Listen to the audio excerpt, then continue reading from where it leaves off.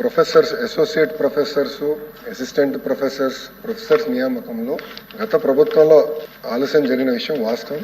వాళ్ళు ఇచ్చిన నోటిఫికేషన్ సరిగ్గా ఇవ్వలేదు కనుక వాళ్ళు కోర్టుకు వెళ్లారు, స్టేజ్ వచ్చినాయి. ఇప్పుడు ఆ స్టేజ్ అని వెకేట్ చేపించి ఆ నోటిఫికేషన్ అనేది చేయాల్సిన అవసరం ఉంది. సుమారుగా 4,300 పోస్టులు అనుకుంటా ఈ లీగల్ ట్యాంగిల్స్ లో ఉన్నాయి. సో ఇప్పుడు మేము ఎందుకంటే మాకు డిఎస్సి ఒక పెద్ద పరీక్ష, మంత్రిగా డిఎస్సి నాకు ఒక పెద్ద పరీక్ష, దానిపైన కూడా ఎటుకో చర్చ ఉంది కనుక డీటెయిల్స్ లోకి వెళ్ళను. కానీ డిఎస్సి అయిపోయిన we want to SIT resolve all legal issues. ఎందుకంటే హెచ్ఆర్డి డిపార్ట్మెంట్ లో బొత్స గారు కూడా తెలుసు మాక్సిమం లీగల్ ఇష్యూస్ ఉంటాయి. సో ఇది మేము రిజాల్వ్ చేయాలని నిర్ణయం తీసుకున్నాం. రిక్రూట్మెంట్ కూడా ఒక పద్ధతి ప్రకారం చేయాలనేది మన కూటమి ప్రభుత్వం నిర్ణయం అధ్యక్ష. అదేవిధంగా అధ్యక్ష మీరు కోరినట్టు భవనాలని ఎప్పటికల్లా కడతారు అని గౌరవ సభ్యులు కోరారు. వాస్తవంగా నేను వివరాలన్నీ తెప్పించుకున్నాను అధ్యక్ష. బడ్జెట్స్ ఎంత అవుతాయి ఏంటనేది మేము ఇప్పుడు రివ్యూ చేస్తున్నాం.